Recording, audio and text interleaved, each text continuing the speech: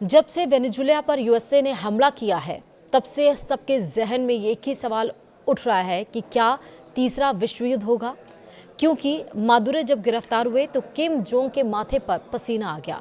Missile दागकर Trump को उसने ललकारा है। इसी से अब उठ रहा है सवाल कि क्या तीसरा विश्व युद्ध होगा।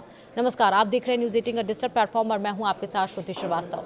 वेनेजुएला के राष्ट्रपति निकोलस मादुरो को अमेरिका ने देश के भीतर घुसकर गिरफ्तार कर लिया है और इस कार्रवाई के बाद पूरी दुनिया में भू राजनीतिक तनाव तेज हो गया है। अमेरिका के इस कदम को कोई देश अंतर्राष्ट्रीय कानून का खुला उल्लंघन बता रहे हैं, मतलब कई सारे देश।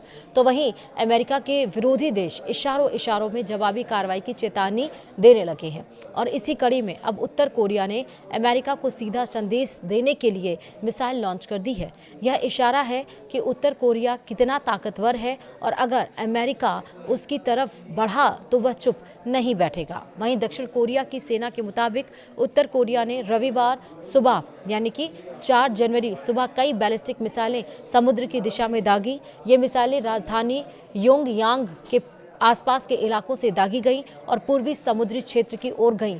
हालांकि मिसाइलों की रेंज और सटीक क्षमता को लेकर फिलहाल कोई विस्तृत जानकारी साझा नहीं की गई है।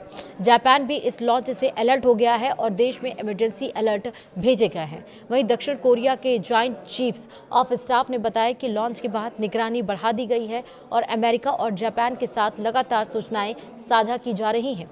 वहीं जापान के रक्षा मंत्रालय ने भी मिसाइल लॉन्च की पुष्टि की है, हालांकि किसी नुकसान की खबर नहीं है। वहीं अमेरिका ने मिसाइल लॉन्च पर क्या कहा है, चलिए बताते हैं। यह मिसाइल परीक्षण ऐसे वक्त पर हुआ है जब वैश्विक स्तर पर अमेरिका पहले ही वेनेजुएला को लेकर घिरा हुआ है।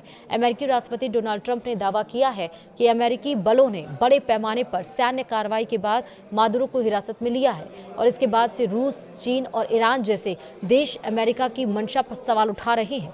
विशेषज्ञ मान रहे हैं कि उत्तर कोरिया का यह कदम केवल एक हथियार परीक्षण नहीं बल्कि अमेरिका के लिए एक रणनीतिक चेतावनी है, खासकर इसलिए क्योंकि यह लॉन्च ऐसे समय में हुआ है जब दक्षिण कोरिया के राष्ट्रपति चीन दौरे पर जाने वाले हैं और कोरियाई प्रायद्वीप पर कूटनीतिक गतिविधियां तेज है। वहीं अमेरिका की इंडो पैसिफिक कमांड ने बयान जारी कर कहा है कि इसे उत्तर कोरिया के मिसाइल लॉन्च की जानकारी है और फिलहाल इससे अमेरिका या उसके सहयोगियों को कोई तत्कालिक खतरा नहीं है। साथ ही अमेरिका ने दोहराया कि वह अपने सहयोगी देशों की सुरक्षा के लिए पूरी तरह प्रतिबद्ध है।